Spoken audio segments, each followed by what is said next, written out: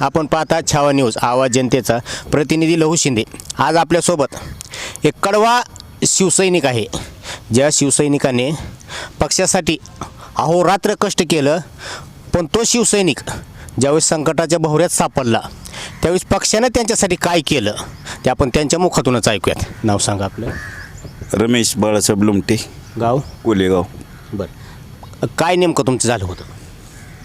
काय नाही, आम्ही 85-86 पासून सेनेत काम करतो.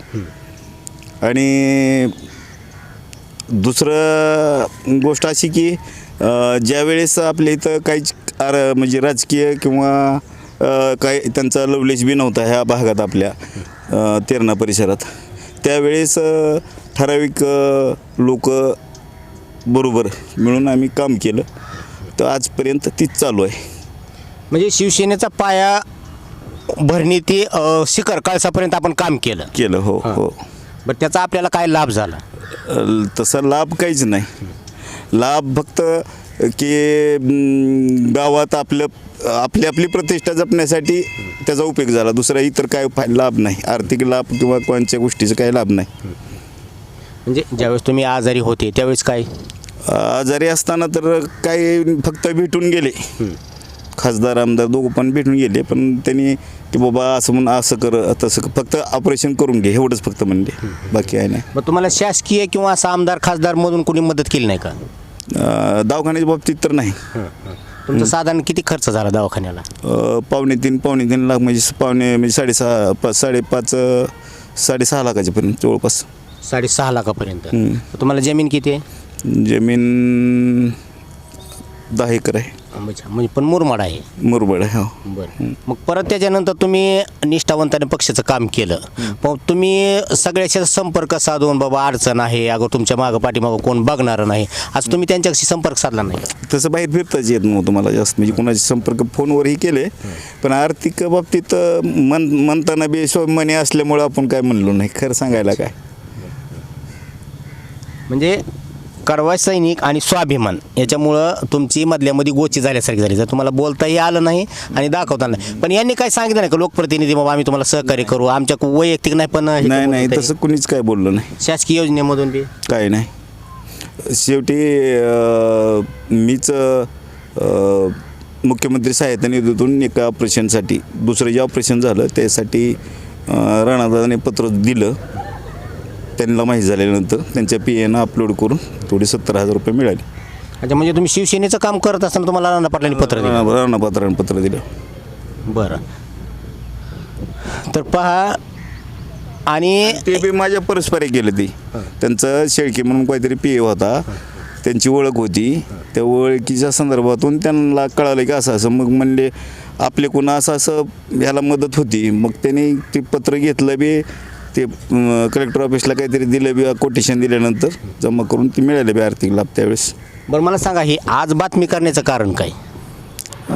बातमी म्हणजे कसं आहे की जी काही समजा कडवट शिवसैनिक आहेत ती सध्या तर आता कोणी राहिलं नाही.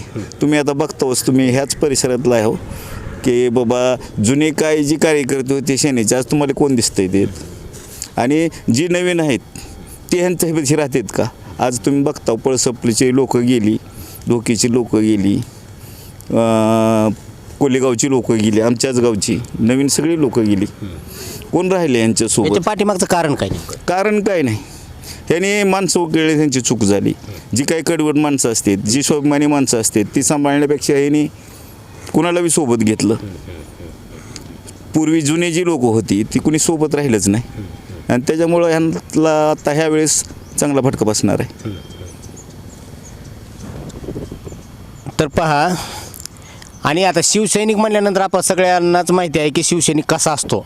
साधा शिवसैनिक जरी म्हणलं तरी अंगावर पहिले काटे यायचे, नको रे बाबा तो शिवसैनिक आहे हां, जय भवानी जय शिवरायांचा नारा जरी ऐकला तरी पहिले अंगावर काटे रक्त सळसळ करत होतं. लहानपणी आम्ही सेनेत गेलोच त्याच्यामुळं. जय भवानी जय शिवराय म्हणलं की आमच्या अंगात सळसळायचं रक्त, त्यामुळं तर आम्ही तिकडे गेलो. आणि इथं त्यावेळेस डॉक्टर साहेबांची आर्थिक महासत्ता होती आपल्या भागात. आणि मग माणसं घाबरत होती.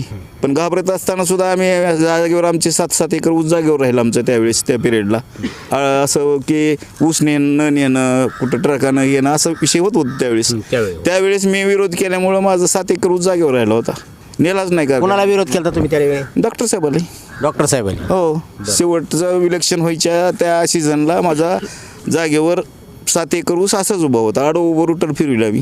शिवसैनिक म्हणून तुम्ही ज्यावेळी डॉक्टर पाटलांना विरोध केला, पण त्याच शिवसैनिक ज्यावेळेस आजारात पणात सापडला आणि आजारी होता त्या टायमाला त्यांना माहीत नसताना किंवा तुम्हालाही माहीत नव्हतं तरी राणा पाटलांनी तुम्हाला पत्र दिलं? हो, दिलं, पत्र दिलं नाही.